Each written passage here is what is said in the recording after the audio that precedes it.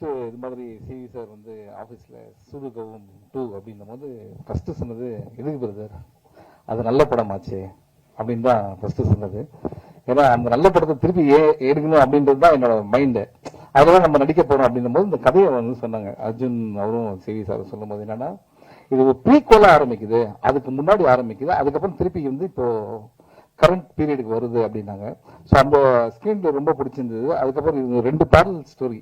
So இது ரெண்டுத்தையும் connect பண்ற விஷயம், நான் அதுக்குள்ள வர்றது, நான் வந்து கருணாகரன் அவரோட மீட் பண்றது, ஸோ இது மாதிரி நிறைய இன்ட்ரெஸ்டிங்கான ஒரு லைன் தான் இருந்ததுனால சரி ஓகே பண்ணலாம் அப்படின்னு தான் ஆரம்பிச்சோம். ஸோ இது ஸ்டார்டிங்ல சொல்லிடுறேன், இதுக்கப்புறம் நான் ஒவ்வொருத்தரா வரேன். ஃபர்ஸ்ட் நான் சிவி அவர்கிட்ட ஆரம்பிக்கிறேன். என்னன்னா தமிழ் மூவி இண்டஸ்ட்ரிக்கு வந்து 25 படம் 26 படம்னு சொல்றாரு. இதுல எவ்வளவு டேலண்ட்ஸை வந்து அவர் வந்து இன்ட்ரடியூஸ் பண்ணிட்டு இருக்காரு. ஸ்டார்டிங் ஃப்ரம் பா ரஞ்சித், அதுக்கப்புறம் வந்து நலன் குமாரசாமி, அதுக்கப்புறம் வந்து கார்த்திக் சுப்பராஜ், எவ்வளவு artist. Brother hats off to you for this. ஏன்னா வந்து நீங்க வந்து ஒரு விஷயம் சொன்னீங்க, நான் நிதி சிக்கல் தடுமாற்றம் அப்படிலாம் சொன்னீங்க. நானே வந்து உங்களை வந்து ஒரு மேடையில பார்த்தேன், நீங்க ரொம்ப கண் கலங்கி பேசுறதெல்லாம் பார்த்தேன். ஸோ நம்ம ஒரு விஷயத்தை ரொம்ப நேசிச்சோன்னா அந்த விஷயம் நம்மளை கைவிடாது அப்படின்றது தான் சினிமா, ஓகேங்களா? ஸோ நீங்க வந்து உண்மையிலே சினிமா நேசிக்கிறீங்க. அது இன்னொரு ரீசன், நிறைய பேர் சொன்னாங்க சிவியோட படம் பண்ணாது அப்படின்ட்டு, அது எனக்கும் சொன்னாங்க. ஸோ ஆனால் நான் பண்ணது ரொம்ப முக்கியமான காரணம் தான் the love that you show for cinema, ஓகேவா? ஸோ அது உங்களை வந்து நிச்சயமா ஜெயிக்க வைக்கும். அண்ட் என்டர் த டிராகன் பார்த்துருப்போம், ரிட்டர்ன் ஆஃப் த டிராகன் வந்து இந்த படத்துக்கு அப்புறம் அவர் வருவார் அப்படின்றது. ஆனா டிராகன் தான் அவர், அர்ஜுன் சொன்னது எந்த ஒரு தப்புமே இல்லை, எல்லாம் கரெக்டு தான். So brother all the best. நிச்சயமா வந்து நீங்க இன்னும் நிறைய படங்கள் பண்ணோம். அடுத்த படம் வந்து நீங்க சொன்னீங்க தர்மம் வெல்லும், நிச்சயமா தர்மம் வெல்லும். இங்க இருக்க எல்லாருக்குமே தெரியும், லைஃப்ல எல்லாருக்குமே பிரச்சனை இருக்கு. ஆனா நம்ம எல்லாரும் போறது எதை நோக்கி, நிச்சயமா தர்மம் ஒரு நாள் வெல்லும் அப்படின்றது தான். நிச்சயமா அது நடக்கும். ஆனா அவ்வளவு சொல்லிட்டு அடுத்த படத்துல இவர் இருப்பாரு அவர் இருப்பாரு, நீங்க நான் இருப்பான்னு சொல்லவே இல்லை. நீங்க அதுல பரவாயில்ல, இட்ஸ் ஓகே, நம்ம வரதுனா படம் பண்ணிக்கலாம், ஒன்றும் ப்ராப்ளம் இல்லை. So I'm very happy brother, all the best for you. And Thangam Cinemas Thangaraj sir, அவர் வந்து இன்னொரு ப்ரொடியூசர், அவர் வந்து ஒரு ஹோட்டல் நடத்திட்டு இருக்காரு. உண்மையிலேயே வந்து நல்ல சாப்பாடு எங்களுக்கு ஷூட்டிங்ல கொடுத்தாரு. பேருக்கு ஏற்ற மாதிரி தங்கமான ஒரு ஆள். அவர் வந்து எப்படின்னா இந்த படத்தை நம்மளே பார்த்துட்டு எப்படி சார் வந்திருக்குன்னு கேட்டோம்னா, நம்மளோட எல்லா டவுட்டையும் கிளியர் பண்ணி இந்த படம் நல்லா வந்திருக்கு அப்படின்னு ரொம்ப ஆணித்தனமா ரொம்ப பாசிட்டிவா இருக்க ஒரு ஆள் தான் அது தங்கராஜ் சார் தான். அது thank you so much for your cooperation sir, great. இதுக்கப்புறம் நம்ம ஆர்டிஸ்ட் இதுல வந்துடலாம். எம்எஸ் பாஸ்கர் இருக்காரு, அவர் வந்து அப்படின்னு சொல்லவே முடியாது. அவரெல்லாம் எப்படி சொல்றேன்னா, ஹாய் மச்சான் ஹவ் ஆர் யூ, நாங்கள் காலேஜ் ஃப்ரெண்ட்ஸ், நாங்கள் பார்த்துருப்பீங்களா தமிழ் படத்துல, அவர் இன்ட்ரோவே காலேஜ் இருந்து வர மாதிரி தான் இருக்கும். ஆனா இப்ப இருக்காருல்ல, டக்குன்னு காலேஜ் போயெல்லாம் மாறினா டக்குன்னு மாறிடுவார். அதுதான் வந்து அவருடைய strength. Hats off to you sir, fantastic performance இந்த படத்துல. அடுத்து வந்து சந்திரசேகர் சார். சந்திரசேகர் சார் எப்படின்னா அவரோட டிராவல், அவரோட லைஃபை வச்சு நம்ம பல படங்கள் பண்ணலாம், பல விஷயங்கள் கத்துக்கலாம். அது நான் வந்து இவர் கூட நடிக்கிறேன் அப்படின்னு எங்க அம்மா வந்து என்னை கூப்பிட்டு இது வரைக்கும் எந்த படத்துக்கும் சொன்னதே இல்லை. ஏய் அவர் கூட நடிக்கிறேன், ஆமா அவர் நல்லா தமிழ் பேசுவார் இதுதான் வரும் அப்படின்ட்டு. எதுக்கு சொல்றேன் அப்படின்னா, இப்ப கூட நாங்க ஷூட்டிங்ல பேசுறதுதான் ஒருத்தர்களாகன்னு ஒரு படம் பண்ணியிருக்காங்க. அந்த படம் வந்து படத்தை முடிச்சுட்டாங்க, 2 வருஷமா அந்த படம் ரிலீஸ் ஆகல. ஏன்னா யாருமே வாங்குறதுக்கு இல்லை. கடைசியில் அந்த ப்ரொடியூசரே ரியலைஸ் பண்ணி இந்த படத்தை நம்ம ரிலீஸ் பண்றாரு. ஃபர்ஸ்ட் ஷோ வந்து 10 பேர் தான் இருந்தாங்க, 2வது ஷோ வந்து ஹவுஸ்ஃபுல்லு. அந்த படம் 1 வருஷம் ஓடிச்சு. எவ்வளவு பெரிய விஷயம் பாருங்க, எவ்வளவு பெரிய டிராவல். 45 இயர்ஸ். இன்னைக்கு சொல்றாரு அடுத்த படத்துல எனக்கு சான்ஸ் கொடுங்க நான் நடிப்பேன் அப்படின்றாருன்னா, அப்ப சினிமா அவர் எந்த அளவுக்கு நேசிக்கிறாரு, அதுதான் ரொம்ப முக்கியம். நம்மலாம் கொஞ்சம் பயங்கர சோம்பேறி, இவங்களெல்லாம் பார்த்து நம்ம கத்துக்க வேண்டியதா இருக்கு. உண்மையிலே hats off to you sir. அந்த இப்படி இருக்கா நினைச்சுங்க, ஃபிட்னஸ்லாம் பயங்கரமான ஃபிட்னஸ். நீங்களே டையை பத்தி எல்லாம் பேசுங்க, டையை வச்சு ஹேர் ஸ்டைல் மாத்தினா அவரும் ஒரு காலேஜ் ஸ்டூடெண்ட் தான். அந்த கருணாகரன் கொடுத்த பில்டப் தான் எனக்கு ரொம்ப பயமா இருந்தது. என்னன்னா வந்து என் பேச்சை கேட்கறதுக்காக பாண்டிச்சேரியில் எப்படி இருந்ததுன்னு எனக்கு தெரியாது. ஆனா வந்து இதுக்குதான் வந்திருக்காரு. But Karunakaran very very talented artist. எனக்கு எப்படி தெரியும் அப்படின்னா, கலகலப்பு தான் அவரோட ஃபர்ஸ்ட் படம். கலகலப்புல வந்து அவர் சொன்னாரு நம்மலாம் பிஸியா இருக்கணும் அப்படின்ட்டு. நாங்கள் 3 பேர் நாங்கள் கலகலப்புல ஒன்னா இருப்போம், நானும் யோகி பாபு அண்ட் கருணாகரன். யோகி பாபு சொன்னது என்னன்னா, நம்ம வந்து பிஸியா இருக்கணும் அப்படின்ட்டு. இன்னைக்கு அவர் நினைச்ச படத்துக்கு அவரே போய் பார்க்கறது கூட டேட் இல்லை, அந்த அளவுக்கு பிஸியா இருக்காரு. கருணாகரன் அதோட சந்தோஷமான விஷயம்னா 100 படம் முடிச்சிருக்கேன்னு சொன்னாரு. I'm so happy. ஃபர்ஸ்ட் படத்துல ஆரம்பிச்சு இது வரைக்கும் நீங்க வந்தது, இன்னும் நீங்க நிறைய பண்ணணும். Very happy, good luck. அந்த டீம் பாத்தீங்கன்னா, அடுத்தது கார்த்திக் இந்த படத்துடைய கேமராமேன், எக்ஸ்ட்ரானரி டேலண்ட். நீங்க பார்த்த ஷாட்லாம் வந்து ஆக்சுவலாக நிறைய டைம் எடுத்து பண்ணோம், ஆனால் ரெடி, எல்லாத்துக்கும் ரெடி, வெரி வெரி டேலண்டட். நீங்கள் இன்னும் பண்ண வேண்டியது நிறைய இருக்கு, நிச்சயமா பண்ணுவீங்க. Kavi, great working with you and art director, thank you so much. ஏன்னா எல்லாமே இந்த நீங்க அவர் சொன்னார் இல்லை, சூதுகம் நம்ம சிவி குமார் டீம்னா வந்து எப்படின்னு சாதாரண விஷயம் இல்லை, எல்லாமே கொஞ்சம் பேக்டாக இருக்கும். அதில் வந்து எல்லா அட்ஜஸ்ட்மெண்ட் இருந்தால் தான் பண்ண முடியும். அதில் சூப்பராக பண்ணியிருக்கீங்க. அண்ட் அஸ்வின், உங்களை வந்து இதான் ஃபர்ஸ்ட் டைம் மீட் பண்ணுறேன். இதான் ரொம்ப டேமேஜாக எதனா சீன் இருந்தால் பார்த்துங்க, முடிஞ்சிச்சு எல்லாம். அடுத்தது வந்து அருள்தாஸ் சார் இந்த படத்துல ஒன்று பண்ணியிருக்காரு, டாக்டர் கேரக்டர், எக்ஸ்ட்ரானரி ஹியூமர். அதாவது அவர் சீரியஸாக தான் பார்த்துருப்போம், அவர் சொன்ன ஹியூமர் ஆக்சுவலாக அது கிடையவே கிடையாது. அவருக்குள்ள ஒரு ஹியூமர், ஒரு ஜாலியான ஒரு கேரக்டர் இருக்காரு. நீங்க இன்னும் நிறைய காமெடி படங்கள் பண்ணணும்னு தான் எனக்கு ஆசை. நம்மளே நிறைய பண்ணுவோம் நிச்சயமா, வித் காட்ஸ் கிரேஸ். அதுக்கப்புறம் Yogaraj sir, thank you so much for all the help in இது ஷூட்டிங்ல. அடுத்தது வந்து அப்கோர்ஸ்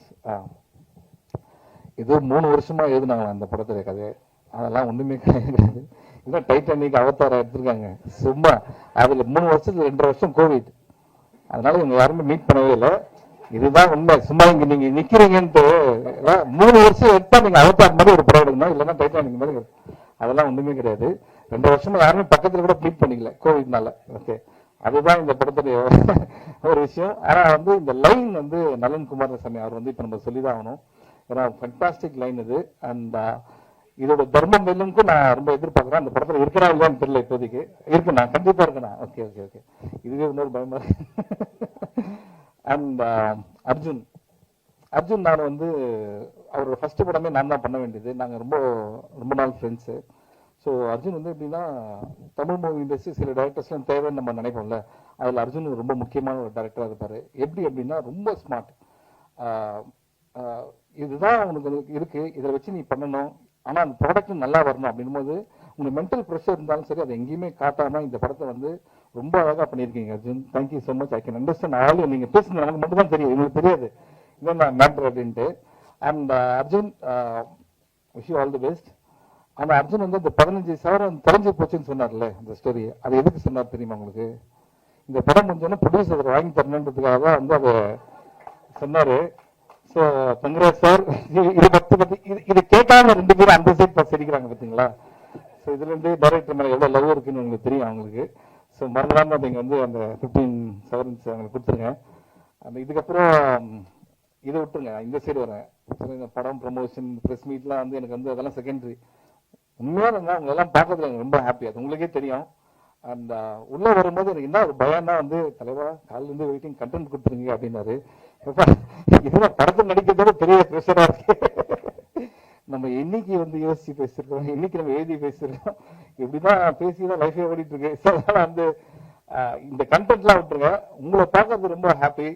நான் வந்து இது வரைக்கும் எந்த படம் ப்ரெஸ் மீட்லயும் வந்து நீங்க உங்க சப்போர்ட் வேணாம், நீங்க பாருங்க, உங்களுக்கு படம் பிடிக்கும், படம் பிடிச்சா நீங்க என்ஜாய் பண்ண அப்படின்ற விஷயத்தை சொல்லுங்க, அதே போதும் எங்களுக்கு.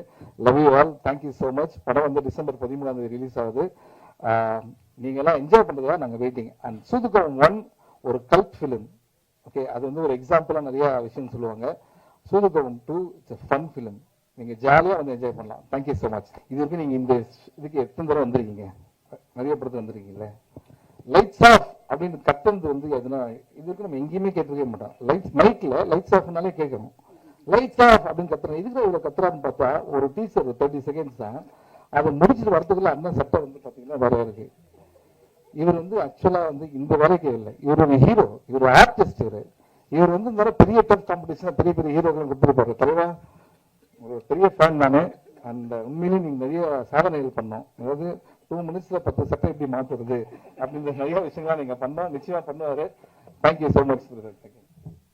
திருப்பி சொல்லிடுறேன், இதுதான் வந்து டிவியில வரும், இதுதான் வந்து இதுதான் உங்ககிட்ட சொல்லுவாரு. அதுக்காக தான் சொன்னது. போட்டோ தான் எடுத்துங்க. அதுல எனக்கு அந்த இந்த கேரக்டர் எப்படி அருமை பிரகாசத்தை விட்டுட்டு இந்த படத்தை எடுக்க முடியாதோ, அதே மாதிரி எம்எஸ் பாஸ்கர் விட்டுட்டு இந்த படத்தை எடுக்க முடியாது.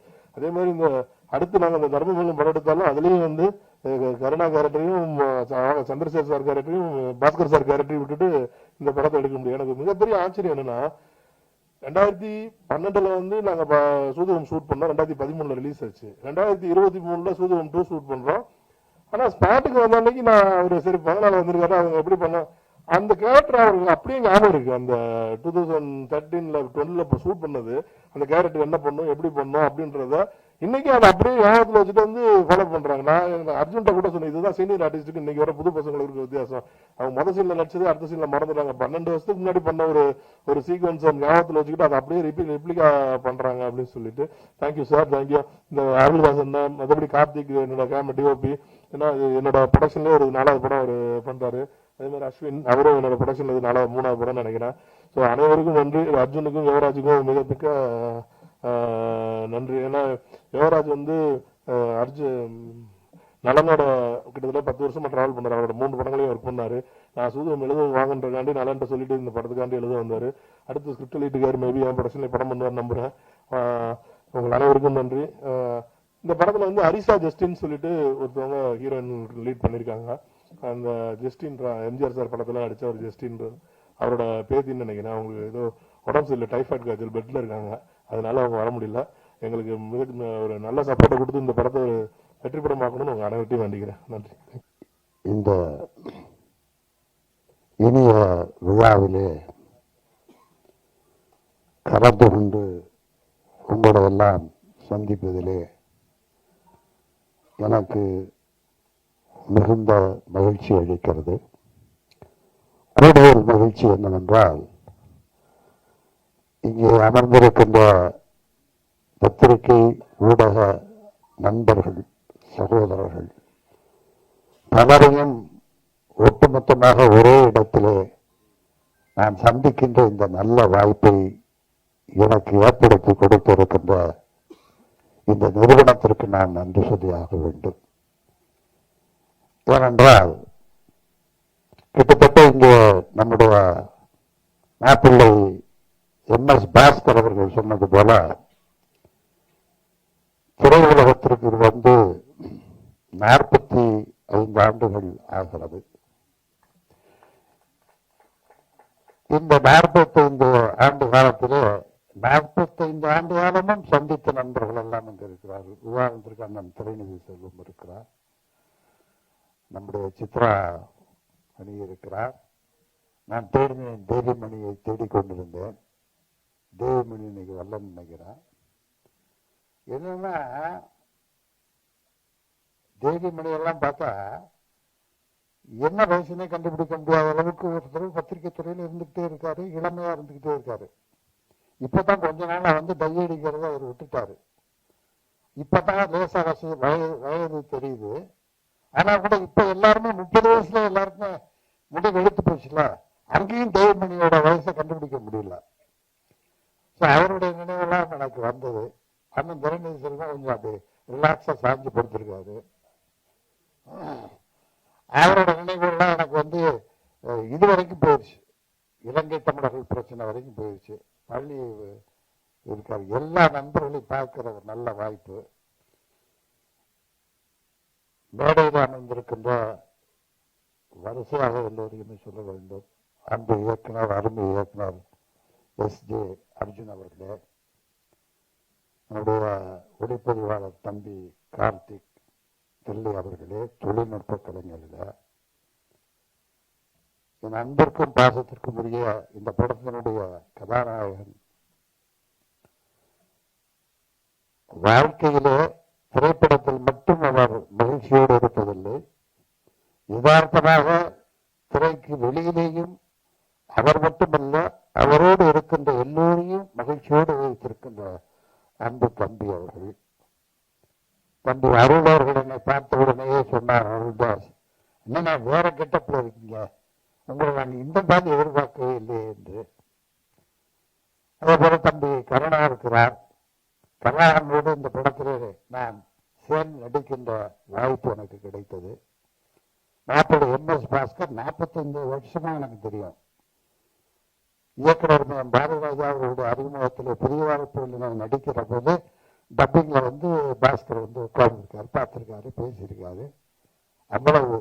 அதெல்லாம் எனக்கு ரொம்ப ஹாப்பி. இந்த படத்துல வந்து நம்முடைய குமார் சார் அவர்களும் தங்கராஜ் சார் அவர்களும் இந்த வாய்ப்பை எனக்கு ஏற்படுத்தி கொடுத்திருக்காங்க.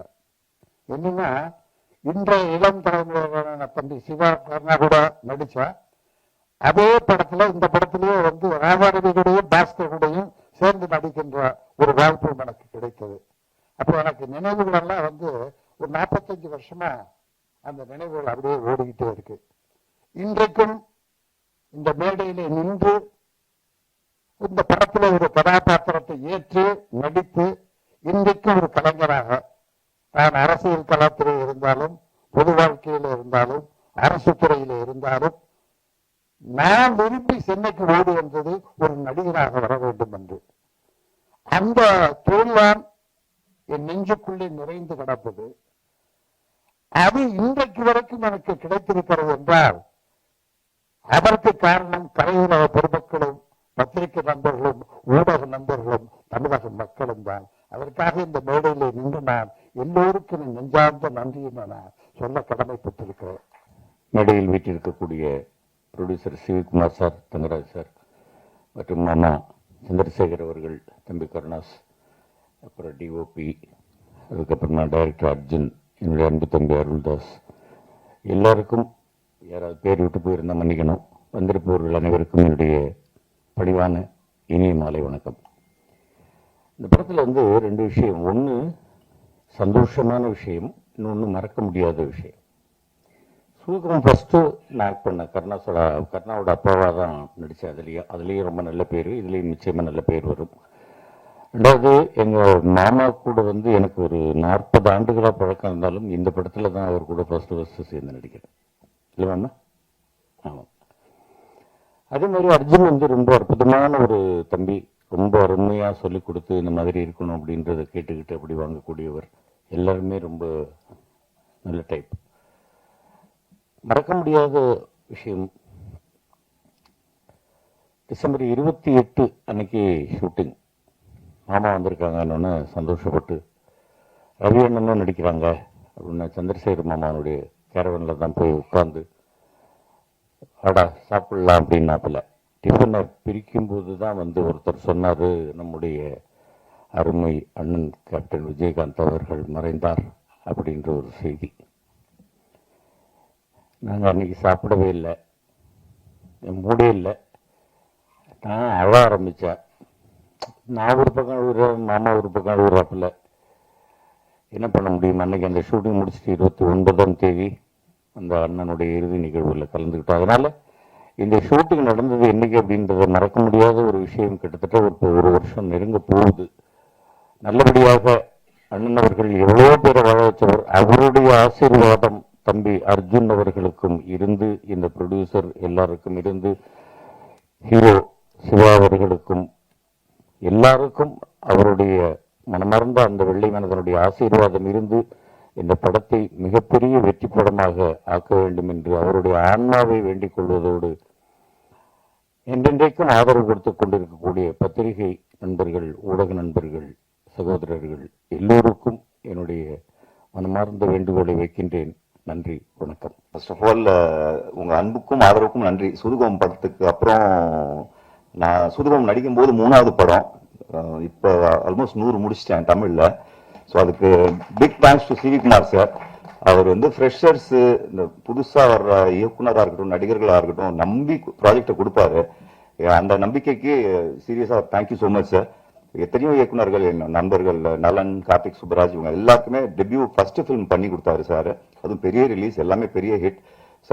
ஸோ என்னைக்குமே திருக்குமரன் என்டர்டெயின்மெண்ட் எங்களோட வீடு. அந்த ஸ்கூல் ஸ்டூடெண்டா, ஓல்ட் ஸ்டூடெண்டா நான் ஃபீல் பண்ணிக்குவேன். நீங்க சூதுகோமுக்கு எப்படி நல்ல விமர்சனம் கொடுத்து அந்த படத்தை பெரிய வெற்றி படமாக்குனீங்களோ, அதே மாதிரி சூதுகோம் பார்ட் 2 நிறைய கனெக்ஷன்ஸ் இருக்கும். இதுல ரொம்ப கம்ப்ளீட் ஒரு ஹியூமர், நல்ல காமெடி படம். மிர்ச்சி சிவா சாரோட ஸ்டைல் ரொம்ப பிடிக்கும். Big fan of you sir. அவரோட இருந்தனாலே கலகலப்பா இருக்கும். இப்ப பாருங்க, இப்ப அவர் இங்க வந்து பேச ஆரம்பிச்சோன்னா அவ்வளவு சிரிப்பும் சந்தோஷமும் அந்த அளவுக்கு ஜாலியா இருக்கும். ஸோ நான் மெயினா வந்ததே பாண்டிச்சேரியிலேருந்து கிளம்பி அவரோட ஸ்பீச் பார்க்கறதுக்கு தான். Lovely working with you sir. என்னோட ஃபர்ஸ்ட் ரிலீஸ் கலகலப்பு ஹீரோ. நாங்க அதிகமா அடிக்கடி மீட் பண்ணிக்குவோம். பட் திரும்ப இந்த படத்துல ஒர்க் பண்ணது ரொம்ப சந்தோஷம்.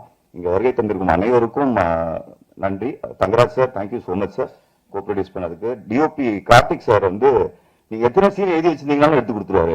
அந்த அளவுக்கு ஒரு ஸ்பீடு கேமரா, ரொம்ப நல்லா பண்ணியிருக்காரு. அர்ஜுன் அர்ஜுன் எல்லாரும் சொன்ன மாதிரி பயங்கரமான ஹார்ட் ஒர்க், டெடிகேட்டட் பர்சன். எத்தனை ஆர்டிஸ்டோட டேட் இஷ்யூ இருந்தாலும் சரி, இவங்க 3 மணி நேரத்துல இருப்பாங்க, அவ்வளவுதான் டைம் அப்படின்னாலும் அழகா எடுத்து கொடுத்துருவாரு பார்த்தா. அர்ஜுன் பத்தி நீங்க நல்லா விமர்சனங்கள் எழுதி அவர் இன்னும் பெரிய இயக்குனரா அடுத்தடுத்து பிரசாத் லேப்க்கு அடிக்கடி வரணும். இங்க வருகை தந்திருக்கும் அனைவருக்கும் நன்றி. தேங்க்யூ. நீங்க நல்ல எனக்கு தெரியும், அது சொன்ன எல்லாத்துக்கும் தெரியும். ப்ரொடியூசர் தான் வந்து டைரக்டருக்கு பண்ணுங்கிறது இல்லை. இப்பெல்லாம் ஹீரோக்கு கார் வாங்கி கொடுக்கறது, வீடு வாங்கி கொடுக்கறது, பதினஞ்சு போன வாங்கி கொடுக்கறது கூட இருக்கு. இந்த படம் ஹிட் ஆனா ஒருவேளை நீங்க பண்ணுவீங்களா சார்? நீங்க ஃபர்ஸ்ட் எப்படி ஆரம்பிச்சீங்க? நல்லதுன்னு சொன்னேன். அது நான் பண்ண வெளியில சொன்னேன், நீங்க வெளியில சொல்லவே கூடாதுன்னு சொன்னேன். நீங்களே சொல்லலாமா? அதனால நம்ம பண்றது வெளியில தெரியாம தான் இருக்கும். அந்த அர்ஜுனுக்கு தெரியும் அது அது என்ன அப்படின்றது. வாழ்த்துக்கள் சார். இல்ல நீங்க கேட்டது என்னோட அவர் ரொம்ப ஹாப்பி. என்னன்னா இப்ப இங்க ஒரு 15 hour இங்க ஒரு 15 hour அந்த மாதிரி பிளான் பண்ணிருக்காரு. இந்த ப்ரொடியூசர் எந்த அளவுக்கு உஷார் பாருங்க. 13 வருஷத்துக்கு முன்னாடி தங்க எந்த வேலை இருந்தா அதை போட்டு வாங்கி கொடுத்துடலாம் சார் அப்படின்றது. சார் கொஸ்டின் சார் சார் ஒரு ஃபங்க்ஷன்ல ஒரு நடிகரை பத்தி சூப்பர் ஸ்டார்னு சொன்னதுக்கு பெரிய சர்ச்சை ஆயிடுச்சு. ஆனா உங்களை வந்து அகில உலக சூப்பர் ஸ்டார்னு சொல்றாங்க, ஆனா எந்த சர்ச்சையும் வர மாட்டேங்குது. இதுக்கு என்ன காரணம் சார்? நீங்க ஏதாவது தாஜா பண்ணி வச்சிருக்கீங்களா? இல்ல இந்த சர்ச்சை வரலன்னு வருத்தப்படுறீங்களா? வருத்தப்படுறேன் சார், சர்ச்சை வரலன்னு சொல்லிட்டு வருத்தப்படுறேன். இல்ல சார், நீங்க வருத்தப்படவே வேணாம். நான் ஆல்ரெடி சொன்ன மாதிரி தான் சூப்பர் ஸ்டார் அப்படிங்கிறது வந்து தமிழ்நாடு, இந்தியா, அதான் நம்ம எர்த் கேலக்ஸி, அந்த அந்த பிளாக் ஹோல் அந்த மாதிரி போயிட்டோம் நம்ம. ஸோ அதனால வந்து நம்ம வந்து அகில உலக சூப்பர் ஸ்டார் ஒரே ஒருத்தர் தான் ரவுண்ட் ரேஸ்ல ஓடிட்டு இருக்காரு. அவர் தான் லாஸ்ட், அவர் தான் ஃபர்ஸ்ட். இனிமேல் இன்னொருத்தர் வரவே முடியாது. ஓகேங்களா? வாழ்த்துக்கள் sir. Thank you sir. Thank you sir. Director sir, எனக்கு ஒரு கொஸ்டின் சார். ஹீரோக்கு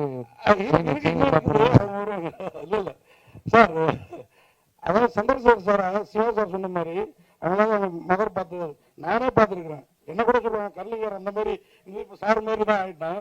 அந்த அளவுக்கு முக்கியத்துவம் இப்போ இருக்குமா? ஏன்னா அவருக்கு அந்த படங்கள் அந்த காலத்துல ஒரு தடவை மட்டும் இல்லை, பல படங்கள் இல்லை, அவ்வளவு பிரமாதமா இருப்பாரு. அந்த மாதிரி ஒரு முக்கியத்துவம் இருக்குமா அவருக்கு? சார், அதாவது இந்த கதையை ஆரம்பிக்கிறதுக்கு நலன் சார் எங்களுக்கு ஒரு ஒரு ஒரு ஐடியா கொடுத்தாரு சார். அந்த ஐடியாவோட கேரக்டர் அவர் தான்.